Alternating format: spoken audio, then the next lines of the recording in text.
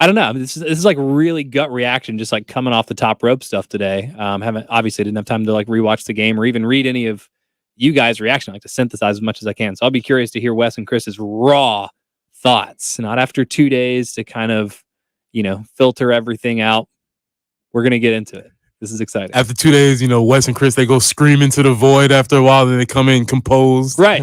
We're still fresh. The takes are still hot. Yeah. I'm ready to hear them. Everyone's still a little bit sleepy from getting back late from the game last night, so this is going to be fun.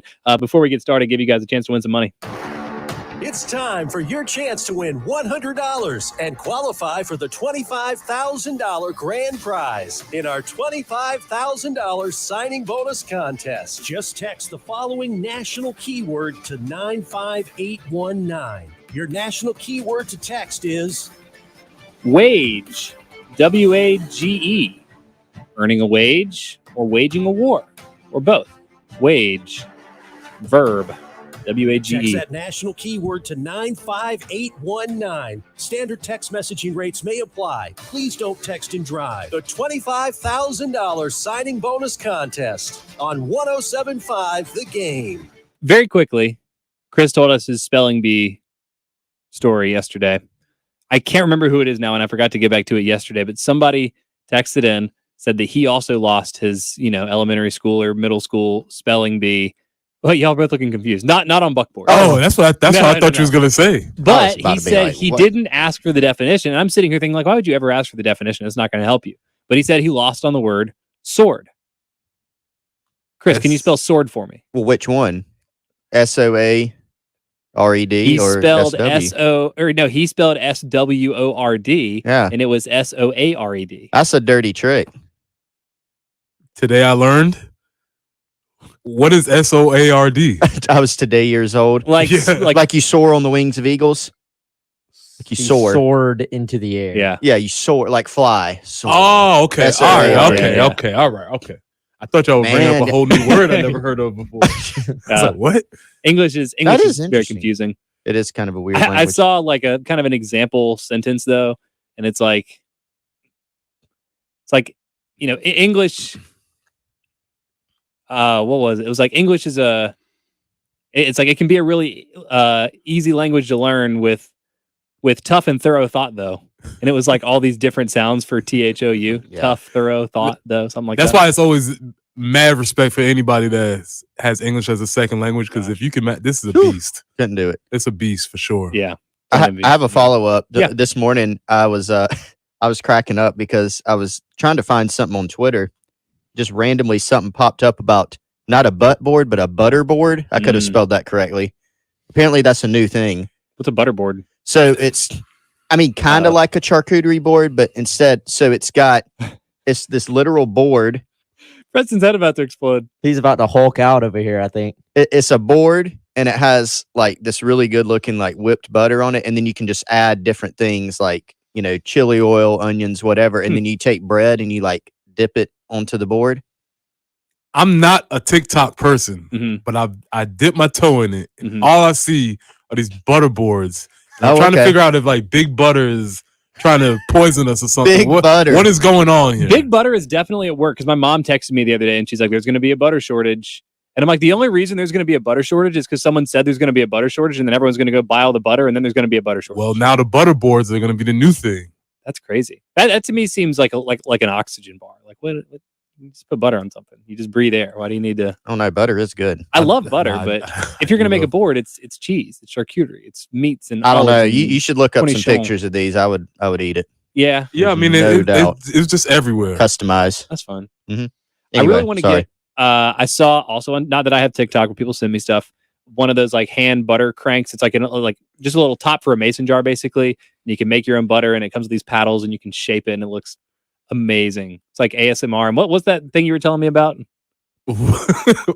What? It's like mukbang. Mukbang. Yeah, it's like mukbang ASMR. Yeah. Don't stay away from the internet, kids. It's a weird place. Even if you love butter, which butter's great. Let's see. Nope, no segue there. Chris, yeah. What's your 12 hours gone reaction to last night's game? Well, you mentioned earlier about kind of the raw reaction. I know Wes and I were talking earlier. We have not had a chance to fully rewatch the game. We're trying to get there, and we will by this weekend, I'm sure, or later today. But here's one thing I'll say, not to get us too off track, but I listened to some of y'all last hour talking about the culture of positivity, or what the cult of positivity. I think there can be that does exist. I think the cult of negativity also exists, to where some people are unable to look at a 40-point win, which is rare in college football, and can't see anything good and can't contextualize anything they're seeing, which is, I do think that's important, why it's important to rewatch the game and to contextualize everything. What are you seeing? Sometimes, I mean, this happened to me a ton. I'll see something in a game I thought was not as bad, and you look back and it's worse. Or you look at a game and say, that was pretty good. You know, you go back and look, it's worse. Or you think something's bad. Oh, it's not that bad. Here's why. You know, so I think that's important. And I think we've seen a lot of immediate takes on the game. I'll kind of, Shane Beamer, I think the first thing he said after the game, after he got through some of the stuff about, you know, the crowd and moving the game and all those types of things, is he said, we got a lot to work on. I think you can recognize that and say that is absolutely 100% true. I also think you can say, because South Carolina has beaten 3 teams that are not very good, and they've lost to one team that's elite and one that's, in my opinion, very good on the road, that we still don't really know what this team is. That's also fair. I think it's also a little extreme to go insane over winning a game by 40.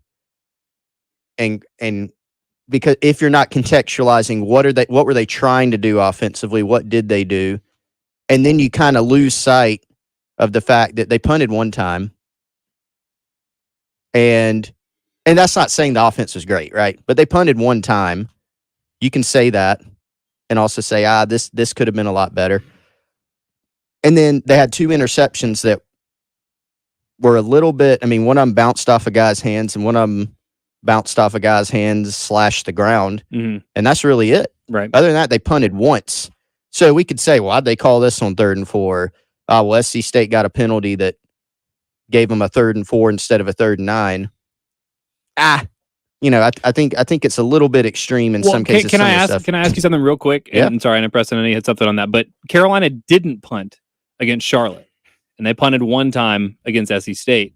Okay. And to me, just watching the games, and again, I came in last Monday and I was like, yeah, Carolina did what they needed to do. There's very little to criticize with the game plan. It felt like a chasm between the performance that we watched last week against Charlotte and what I just watched last night against SC State. Like you said, maybe that's recency bias because it's an immediate reaction. I haven't had time to go over any of the numbers or rewatch any of the game.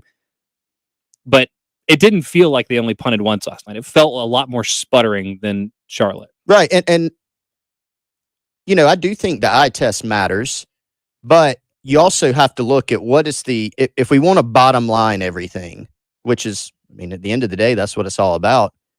What is the bottom line? They punted once. You can say, oh, SC State had some penalties. Well, South Carolina forced those penalties. You know, we can't say, I mean, South Carolina was kind of grabby defensively, right? They had some kind of bad pass interference penalties. Well, SC State held some too, offensively and defensively. You're causing those as a team. The bottom line is they punted once. The bottom line is one of the picks. I think wasn't Xavier Leggett standing, I think, on the SC State 20 or so, something like that, when that ball popped out. Good play call. Mm-hmm. He's wide open. Ball's right here in his hands on the numbers. But that's still a failure to execute, even if it's not on Spencer Rattler. Yeah. It was a good throw. It wasn't on Marcus Satterfield. It was a good call. It's still a failure to execute. And my underlying point is that whatever the reason, is it because you're playing Georgia? Is it because it's the first game of the season? Every week there's a new reason. And whether, you know, maybe it's just as simple as the wide receivers, you know, not catching the football. Neither of those picks was Spencer's fault, but it's still an inability for the offense to execute. Yeah, I mean, in those instances, sure. Yeah. I just think, again, I'll go back to the nuance thing of just, it's a complex game, you know, so we have to, I mean, they scored 50 points and punted once. They were driving on both of those drives. So, look, if they do that against Kentucky, which we don't know if they will. I have no idea. They didn't do it against Charlotte. They did do it against SC State. I don't know. They do that against Kentucky, it's going to be a long day. But I've got no idea sitting here 5 games through. Honestly, I'm not sure what to expect in that game. So no, I think that's fair. I think that's very fair. You hit on something saying that. I guess let me shoot Marcus Satterfield some bail again, right? I don't agree with this. I personally would have liked to have seen a gameplay that was more suited to what we did against Charlotte. Run the ball, run down the throw, whatever. However, there is a case to be made for working on against an inferior opponent, working on plays that you want to run in the future. Okay. And so that could be something that was behind the thought process of maybe some of those screens and some of those play calls that, again, me personally, I didn't agree with, but I can see a rationale where you want to not get stuff on film, but you want to rep it at game speed. So, like, they felt okay about what they repped against Charlotte, and they wanted to rep more of their quick perimeter game against SC State. I can see that being a rationale. Again, okay. I don't think this offense is at a point where they can take any reps for granted, but I do see that as a possibility. Yeah, Wes, I know we got to get you in here. I've been just like so horrendously like off my clocks today. Terry's going to kill me. We got to hit a quick break here. 803-404-6100. Get your initial thoughts. Circle back around. That's an interesting idea. I hadn't thought about that. Worth exploring as Carolina heads into a portion of its schedule where, maybe with the exception of Vanderbilt, and even Vanderbilt scored a good bit this year, no more cupcakes left for South Carolina. It's do or die pretty much every game from here on out. 803-404-6100. More on Carolina and SC State next. More of The Extra Point coming up next on 107.5 The Game. This is Damon Amendolara with a CBS Sports Minute, sponsored by AutoZone. Get in the zone. AutoZone. What made Tua's injury even worse last night was the perception that the Amazon broadcast didn't want to talk about it. The halftime show featuring 3 former players spent plenty of time on Tua, but none on the injury he suffered last week. And that left us all feeling like they were scared to touch it. This is Damon Amendolara. CBS Sports Radio. Get in the zone, AutoZone. Welcome to AutoZone. What are you working on today? Starting trouble. No one likes that. We'll get you set up for some stronger starts. You might just need a fresh charge, and we'll take care of that free of charge. But if it is time for a new battery, we've got replacement batteries that'll fit your needs, starting at just $69.99. You can learn more about our battery selection at AutoZone.com. That's what makes us America's #1 battery destination. Get in the zone, AutoZone. Claim based on data from the NPD Group 2021. Rates are on the rise, but with Rocket, you get an advantage. You can lock your rate for 90 days while you search for a home. If rates drop within 3 years of buying your home, you'll get exclusive savings from Rocket Mortgage to refinance to a new lower rate. We'll help you lock it and drop it so you can buy today. That's the Rocket Advantage. Call 8337-ROCKET or go to therocketadvantage.com. Must not purchase rate between 7/18/2022 and 12/31/2022. Call 1-833-7-ROCKET for coverage. These terms and conditions. Equal housing lender license in all 50 states. NMLS-ConsumerAccess.org number 3030. The demand for your used car is at an all-time high, and it's never been worth more. Herndon Chevrolet needs your trade. We'll buy your car, even if you don't buy ours. And to prove it, we're willing to beat any written offer by $500. That's right. We'll beat any written offer by $500. Visit Herndon Chevrolet today. Herndon Chevrolet, Herndon makes you wanna smile. Smile. 803-630-5929 for more details. Employee onboarding? Automated. Customer support? Automated. What if you could automate all your company's routine operation tasks and do it easily? Lead management? Automated. With Zapier, you can. Zapier is the leader in no-code automation. Connect over 5,000 apps, automate almost any workflow, and streamline your team's performance without hiring a developer and with no coding required. That's right. Zapier's templates make it simple for you to automate anything in minutes, no matter your level of expertise. Zapier eliminates routine tasks and frees your employees to focus on the bigger picture. And with Zapier's advanced security features and annual SOC 2 audits, your data is safe and secure.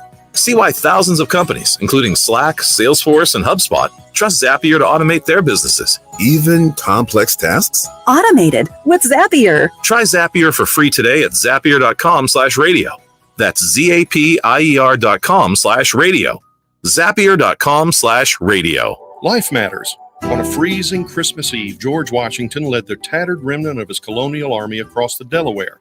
Their goal was a Christmas morning attack on Hessian soldiers occupying Trenton, New Jersey. Washington's troops were spotted by a local farmer loyal to the British. A message was sent to Colonel Rahl, commander of the Hessian troops. He was handed the note by a servant, but simply placed it in his pocket. The colonel didn't want to interrupt his card game. At daybreak, Washington attacked. 900 Hessians were captured, and Rahl was mortally wounded. As the doctor cut away his clothing to treat his wounds, the note fell on the floor. I wonder sometimes if we do the same thing with our important messages like the Bible. Today just might be time for us to pay attention to urgent messages awaiting our action. This is Pastor Stephen Chitty from Christian Life. Remember, friend, life matters, and so do you. Go to clcolumbia.com for in-person and live streaming service times. Locally owned Atlantic Windows and Doors has been making Columbia area homes more comfortable, attractive, weather-tight, and energy efficient for over 35 years. How? By distributing products from the best window and door manufacturers in the country. These products give you the best looks, the best quality, and the best value, all based on your specific needs. And everything is professionally installed by their dedicated and experienced employees, not subcontractors. Atlantic Windows and Doors. Visit them online at awdsc.com. Broadcasting live from the Herndon Chevrolet Studios. This is 1075 The Game. Stop by or shop online today and see why Herndon Chevrolet makes you smile. It's the Gamecock Central Takeover Hour. Presented by Firehouse Subs. Founded by firemen with Pearson Fowler, Chris Clark, and Wes Mitchell. On the home of the Gamecocks. 1075 The Game. 11:22 Friday morning, rainy Friday. It's picking up a little bit down here. Y'all be safe out there. For anybody in transit or any plans to go anywhere, do it before things get really bad. And if you can, probably best to just kind of hang out at home today, watch a movie, get some snacks, and of course, watch a lot of football all weekend long. We'll have a bunch for you here throughout the rest of the day on 107.5 The Game. Reaction to Carolina and SC State, and continuing to look ahead to the college football weekend.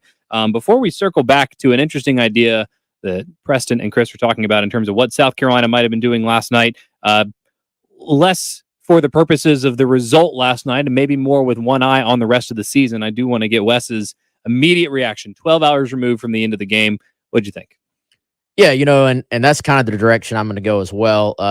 Chris and I talked about it briefly before we came in. I think first of all, it was a typical, just a little bit sloppy kind of, one team's overmatched, short week, kind of, not a game that you can take a ton from. So I thought South Carolina kind of did what they needed to do. It was a bit sloppy, like I said.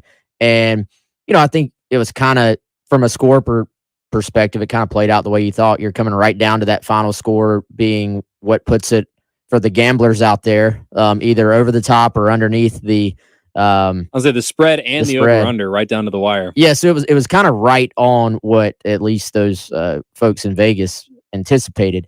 But I truly thought this was a game where South Carolina, and we talked about this being a possibility coming in. It looked to me like they were working on some things in the intermediate and even, a couple of deeper throws. Like it felt like last week they just said run, easy pass, run, easy pass. This week it was more like, all right, we have the running game. We have these quick throws to the perimeter when we want them. I thought they were working on some things. And, Beamer even talked about trying to put some tendency breakers in there. And that really caught my attention because he was asked about Nate Atkins. And the first deep throw of the game, the one that got bobbled around and picked off, they actually had 3 tight ends on the field. One of them was Nate Atkins, and one of the others was Wyatt Campbell. And Wyatt has been sort of that 6th offensive lineman, extra tight end. They almost always run the football when he is in the game. So they went play action off of that. There's another play I caught where they had Nate and I believe Wyatt on the field as well, and they went play action. One of the few balls that Spencer missed on, he overshot Nate Atkins, and they had a play action where Nate was he basically faked like he was in pass pro, and the SC State guy went flying past him, and then he shot out in a little quick route, and Spence just missed him. It was just a missed throw. But I thought they were kind of trying to break some tendencies, work on the passing game. The game never, to me, felt in doubt. Like I thought South Carolina was in control the entire way.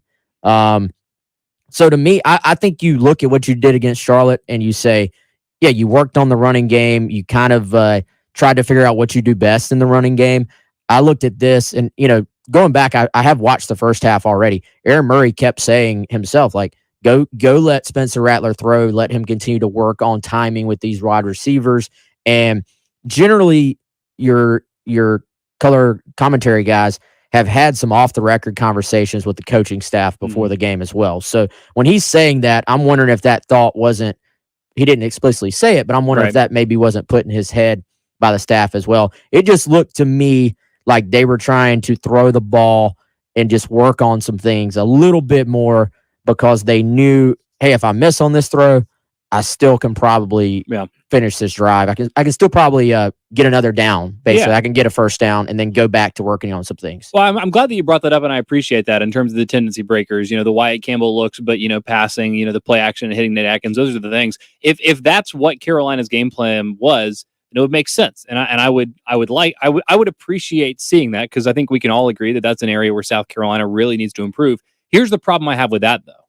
That didn't end up being most of the game plan. You saw some of that early, but so much of Carolina's success late in the game, and I know I'm about to say this is a problem, even though it was what they were having success with, because this is not the roadmap for them to continue to have success. I don't have the count. I haven't gone back and watched the game. I don't know if you happen to count it. How many passes did Spencer throw at or behind the line of scrimmage?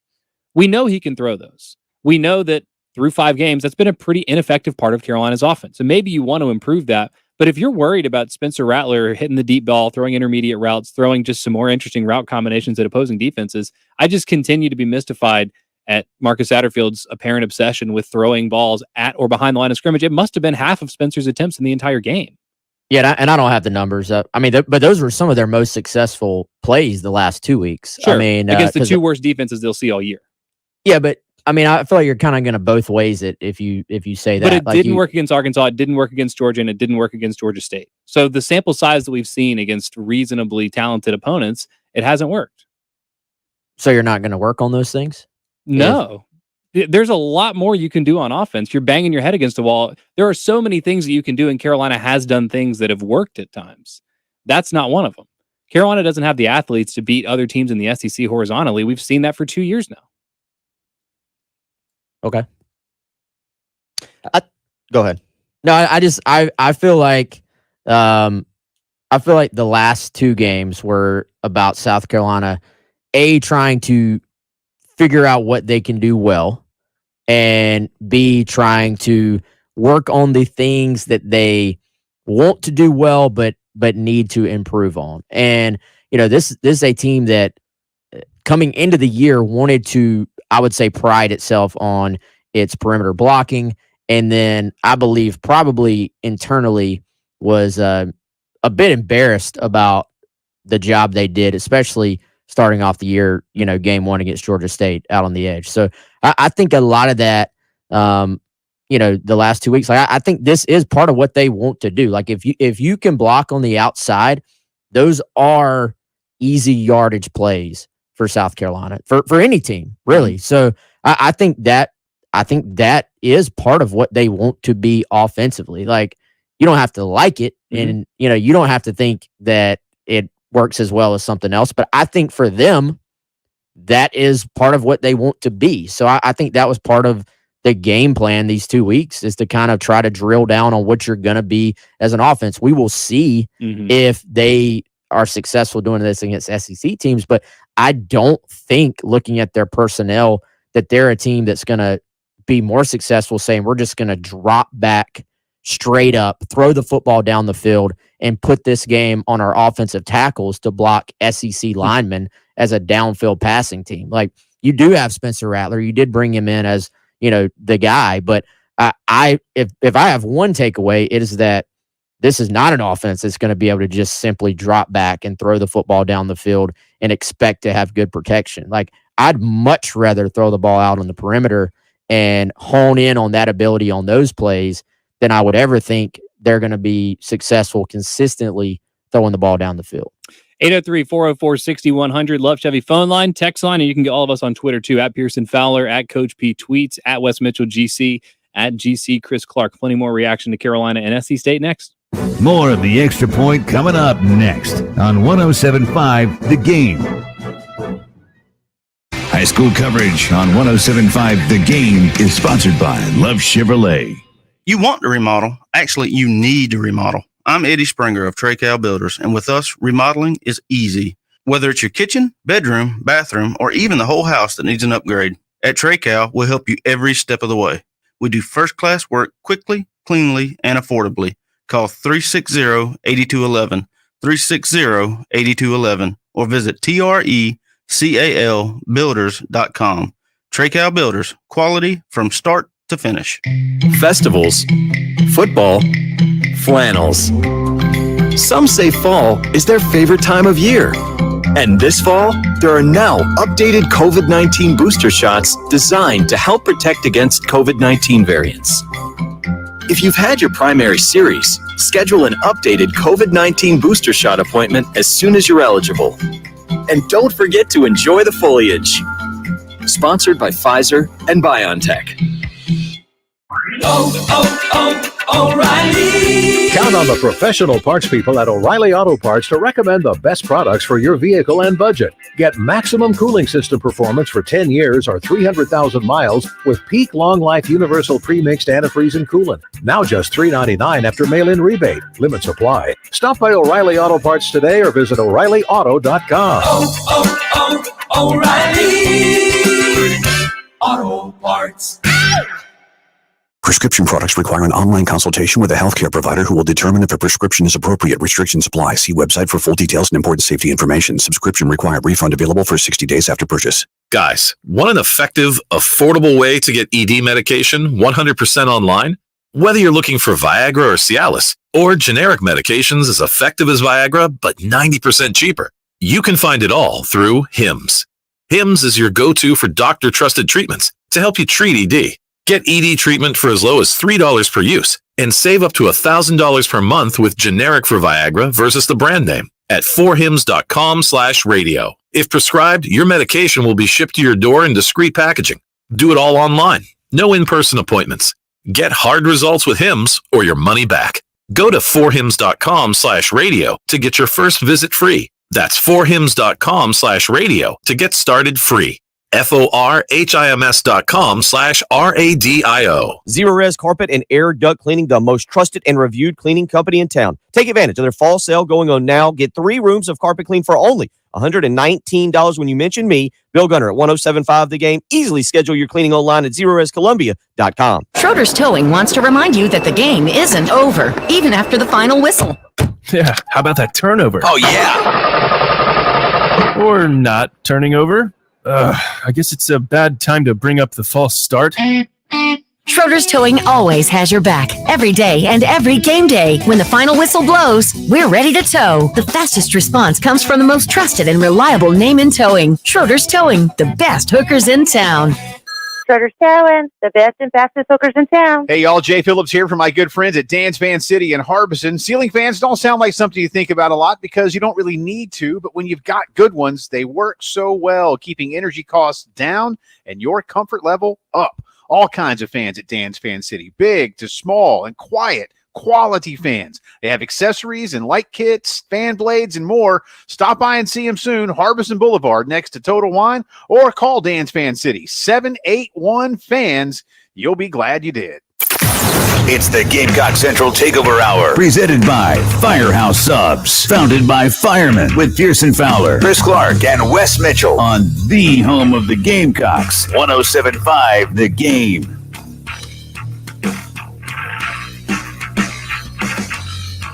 $11:34 on a Friday morning. Welcome back into the Gamecock Central Takeover Hour. Pearson, Preston, Wes, Chris here with you in the Herndon Chevy Studios. Downtown Columbia, rainy, windy. Hasn't started to really pick up yet.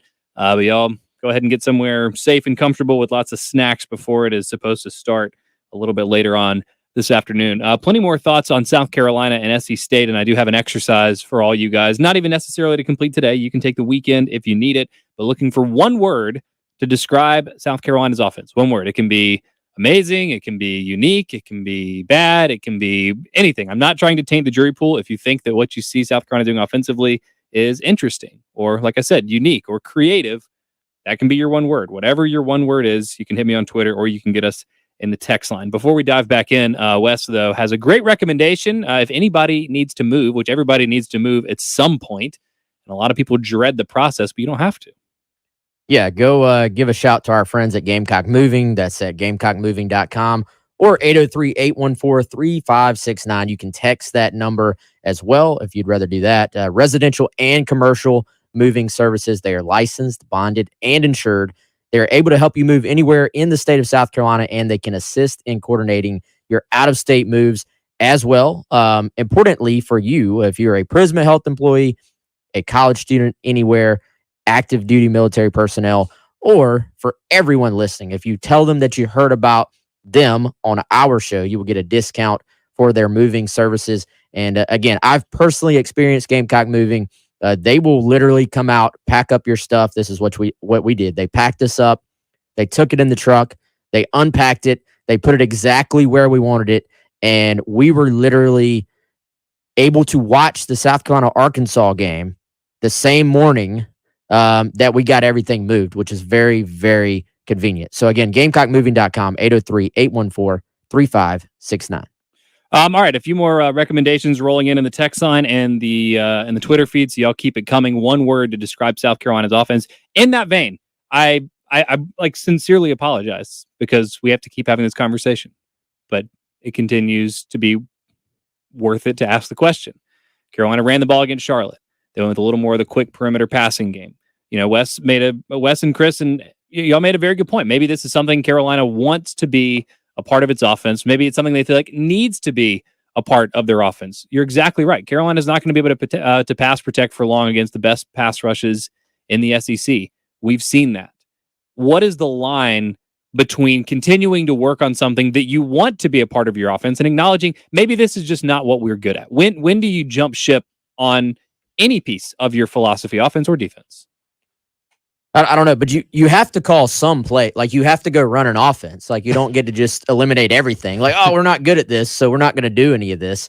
And when I'm talking about the things I thought they worked on, I actually thought that it was they did call a few more of the intermediate throws, a few more downfield throws this week, and a few more just number of throws in general this week than they did last week.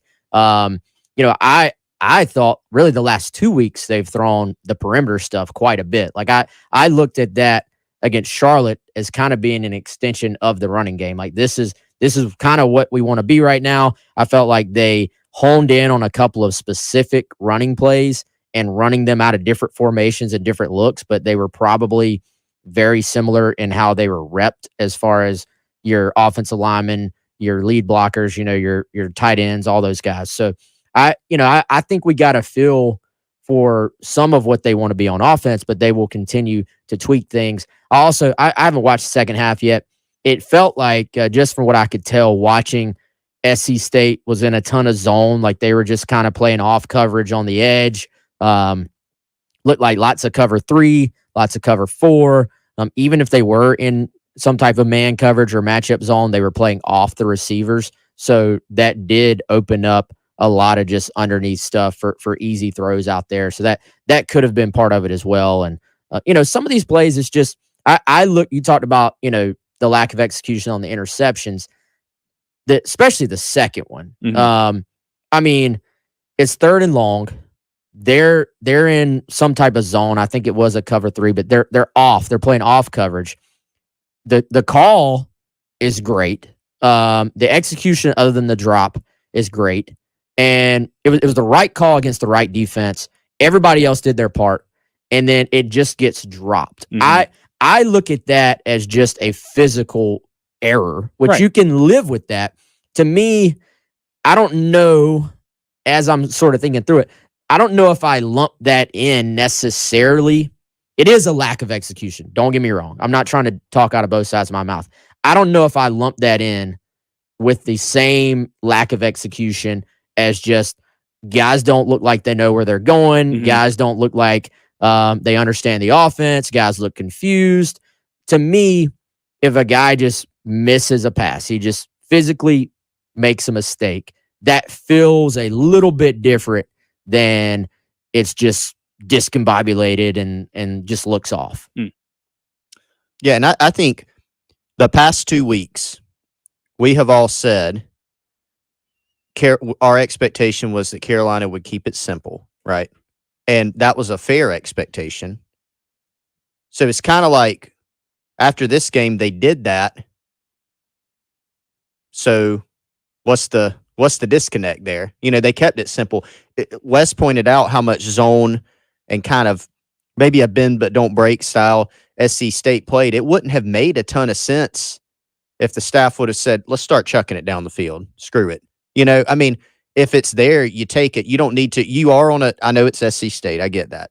It's a short week. Mm-hmm. You don't carry a lot into the game. This is kind of a game you go in, you do your thing, you get out of there. And they had 2 execution errors. A lot of it wasn't pretty. It was certainly clunky at times. But at the end of the day, they punted once. They were driving and probably would have scored. They would have scored at least a field goal on the second Xavier Legette dropped. Mm-hmm. The other one, they would have been in SC State territory. Yeah, that's probably best field goal range too, I'd say. It was about at the 20, right? Yeah, so I don't know. A little bit of splitting hairs. Now, you can say that, and you can also say, hey, what do they hang their hat on? Through 5 games, what are they good at? And you still have to say, well, we're not sure against really good competition, and that is also fair to say. But it's not fair to me to say they absolutely will not / cannot execute against any quality competition down the stretch. I don't know. We are almost halfway through the season, though. Like at some point, even if we don't know, the coaching staff has to know, and it doesn't seem like they know. But you don't. But in a game in the past 2 weeks where we all recognize that the plan was to keep it simple, and they have executed for the most part, they executed simple well. We can't sit here and bash them for not opening up the playbook and running all this stuff and going, I don't think that makes a lot of sense. I didn't want them to open up the playbook last night. I wanted them to, in fact, keep it simple and then just look dominant, and they didn't. To me, they scored 22 points in the first half. That's not dominant. Yeah, it's not. But I think that goes back to what Wes said. They punted one. I probably, along with everyone else, rolled my eyes when they went 3, or was it 3 and out? Marshawn Lloyd had a 15-yard run, then they had 3 and punt. Then they had, so it was a 4-play drive. Yeah. Roll my eyes on that a little bit because I think they had a 3rd and 3 or something, or 3rd and 4. And Marshawn got stuffed. He got stuffed. Okay, but other than that, again, they're driving down the field and they have a ball go off a guy's hands twice, and it bounce up twice, and the other team happens to be there twice.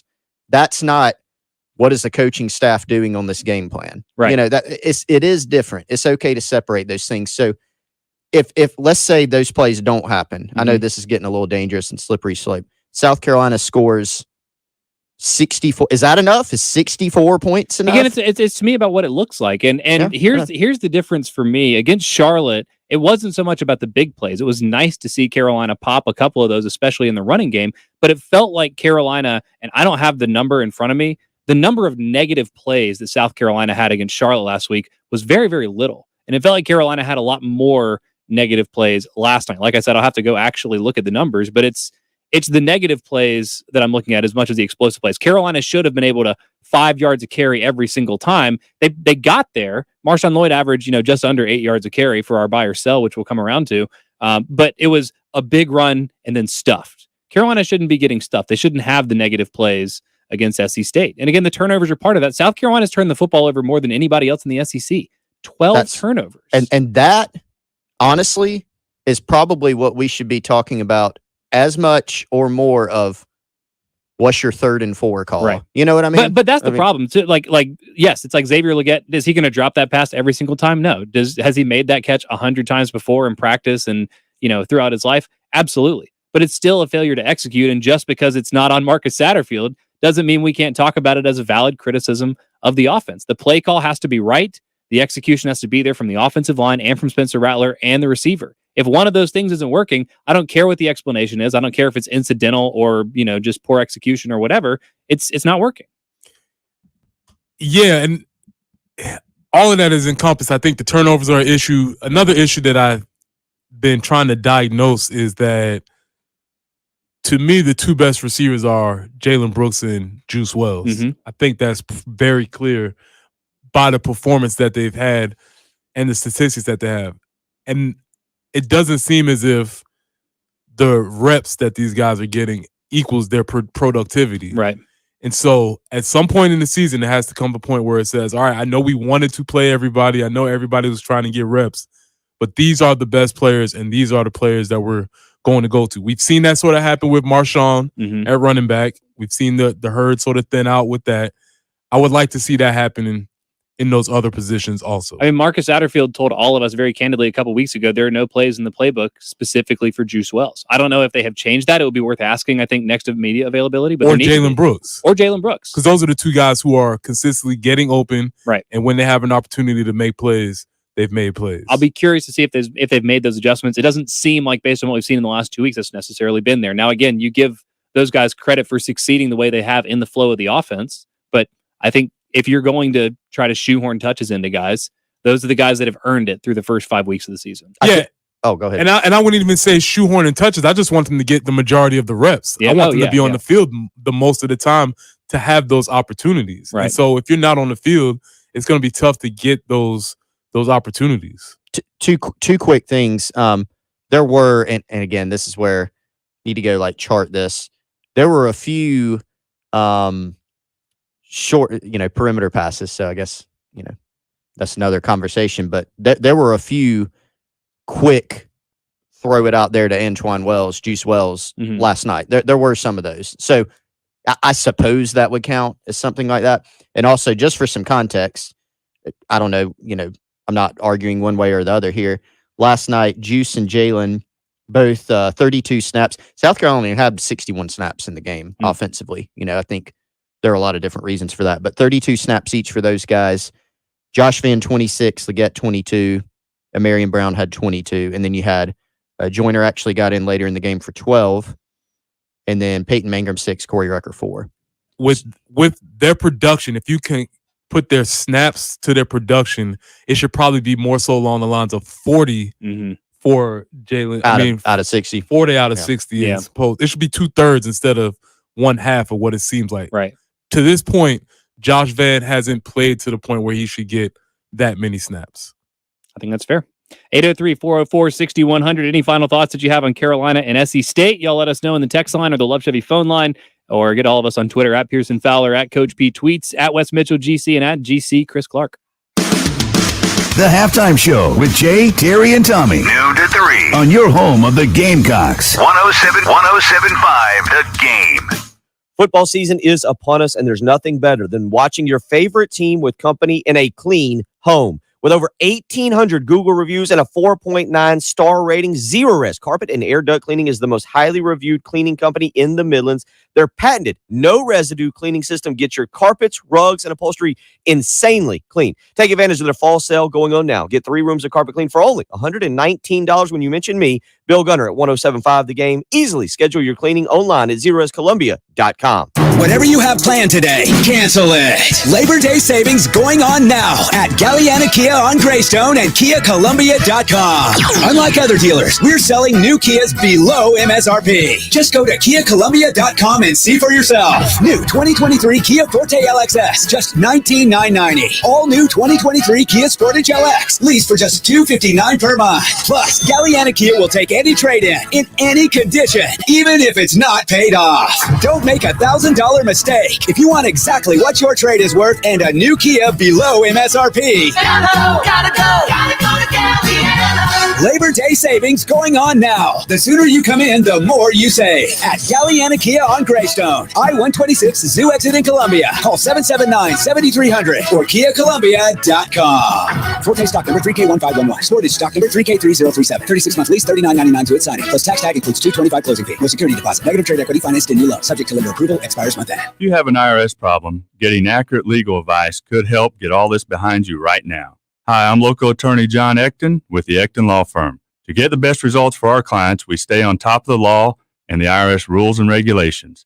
It's important to us to get you back on track and in compliance legally without worry for your future. At the Ecton Law Firm, we've handled hundreds of cases for everyday hardworking people like you right here in the Carolinas. Don't face the IRS alone. Know your legal rights. Call me to set up your appointment. The first visit is completely free and confidential. You'll meet with a licensed attorney in person at our office in Irmo, just off I-26. If you're facing IRS wage levies, bank levies, or tax liens, call me, John Ecton, at 803-771-9800. That's 803-771-9800. Or go to EctonLawFirm.com. Carolinas, if you have an IRS issue, you need a local attorney. You need me, John Ecton. South Carolina weather can be a little crazy. Make sure your biggest investment is protected. Call the guys in the powder blue trucks, the Guttermen. They've been providing top-notch service throughout the Midlands for over 40 years. Call the Guttermen today at 791-7147. That's 791-7147. We keep the clutter out of your gutter. Call on the Guttermen. Broadcasting live from the Herndon Chevrolet Studios. This is 1075 The Game. Stop by or shop online today and see why Herndon Chevrolet makes you smile. It's the Gamecock Central Takeover Hour. Presented by Firehouse Subs. Founded by firemen with Pearson Fowler, Chris Clark, and Wes Mitchell. On the home of the Gamecocks. 1075 The Game. 11:51, a couple minutes left here in the Gamecock Central Takeover Hour on a Football Friday. Ahead, still a full weekend of football. South Carolina, SC State, of course, in the rear view. We'll have more reaction to that as it comes on Monday. We'll have all had a little more time to digest everything that happened, and then we'll have, I guess, kind of an extended hate week ahead of Kentucky. This is like, let's go. I get the feeling this is like Columbia is going to start doing a Wildcat burn pretty soon if they don't start beating Kentucky. We'll see. We'll have more time, of course, next week to talk about that game. Let's go out to the Love Chevy phone line. Last word of the day on the Love Chevy phone line goes to James. What's up, James? Hey, man. How y'all doing? Good. How are you? I'm doing all right. The frustrating part about the offense to me, first of all, it's like Satterfield is doing the same thing me and you are doing right now, which is listening to the fans and listening to the radio. Because it seems like whatever our complaint is for the week, all of a sudden that's what our offense comes out to do. First couple of weeks we was talking about running the ball. We not running the ball. Next thing I know, Marshawn Lord running the ball. Next thing we talking about, we need to see the deep pass. Deep pass. Next thing I know, Spencer throwing the deep pass. And then all the bubble screens and short passes that we're throwing, we do not have the personnel to execute that kind of play yet. We don't have a guy with enough twitch in him. Other than Lord and other running back, and maybe a little bit of Wells, we don't have the guy that can get that screen pass, make a guy miss in the open field, and do something with it. I thought Van was that guy, but it seems like Van is in some kind of doghouse or something. He's trying to get out of it now. But until we get the right personnel in there, Satterfield offense is going to keep looking like what Satterfield offense is looking like, which is a guy who don't know whether we are a running team or passing team or short passing or deep passing. I don't know. It just I'm trying to be patient as I can with him as a Gamecock fan, but my patience is running thin because teams like Kentucky and Florida, they're making all those tackles that SC State was missing. The little short pass, making a guy miss or something like that, we couldn't hardly make SC State guys miss. So I know that Kentucky guys, as hard as they play and as strong as they are, we definitely not going to make them miss. So the offense is going to look even worse. So I'm just hoping, got my fingers crossed, hoping for the best for the rest of the season. I'll hang up now and listen to your guys. Great call, James. A lot of good points in there. And again, that's why it's been such a sticking point for me. The perimeter blocking, which we haven't seen South Carolina do effectively against Georgia State, Arkansas, and Georgia, a wide range of opponents there. And then, like the best guy on the offense right now is Marshawn Lloyd. Beyond that, it is probably Juice and Jalen. But even their skill sets don't lend themselves, with the exception of Marshawn, to just like, here's the ball, go make. The defensive backs you're going to see against Kentucky and against Texas A&M and, even against Florida and, everyone you're going to see against Clemson. Like, Carolina's had its cupcake games. These last two, missed tackles. That's a great point. Well, you mentioned the word twitchy, and I've been looking for that word to try and figure out what we mean. I think everybody knows what that means when you hear it and you say it. And he's right. That's not the word that you would use to describe some of these guys' skill set. So talking about Jaheim Bell, I wouldn't describe him as twitchy. I would describe him as a matchup problem for folks. But it seems like James hit on something absolutely. they were trying to call twitchy guy plays for him, and that's not necessarily his skill set. So we'll see how he evolves, but I don't know whether South Carolina State was tackling very well or they weren't able to make guys miss, but there were several opportunities where it was one-on-one chances and the guy ended on the ground, and that can't happen if they want to be successful. Yeah, it's not going to get easier for Carolina to make those guys miss and break those tackles. So I appreciate it, James. And just, I guess, kind of to put a point on it, at least from my perspective, Georgia State, quick passing game. Arkansas, a little more down the field and intermediate. Georgia, don't even know what the game plan was. Charlotte, run the ball. SC State, there have not been consecutive outings of South Carolina doing anything that resembles the previous game. Maybe that's by design. Keep the defense off balance. Kentucky doesn't know which Carolina they're going to see. Downfield passing, running, short passing, but 5 games in, 18 games in, every single, I know y'all are tired of listening to us talk about it. I'm tired of talking about it. What does this team do? What do they want to do? What do they do well? Still don't know. I get it. You just played 2 bad teams, but you're almost halfway through the season. If you don't have answers now, I don't know when you're finding them. Well, we're not going to be able to trick Kentucky. As I said, I'm all for this extended hate week of Kentucky. They've quickly become a team that I don't like. But I do know this. Those dudes will play hard, and they will tackle, and they'll be physical. So and they'll be in the right place. And they will be where they're supposed to be. They might not be great or athletic or any of that. They'll be where they're supposed to be, and you're not going to trick those dudes. So we'll see. We'll get a great sense for what Kentucky's going to look like. They have their toughest test of the season this weekend against Ole Miss. We're really looking forward to that game and a whole bunch of other games. We're out of time here today. I appreciate you all listening and being a part of the show. We'll be back on Monday. We'll have some more SEC thoughts, SEC State thoughts, plus all the other games from around the SEC before, like Preston said, jumping into the Kentucky week a little bit early, but hate week. We need this week. I started the season saying obviously it was going to win.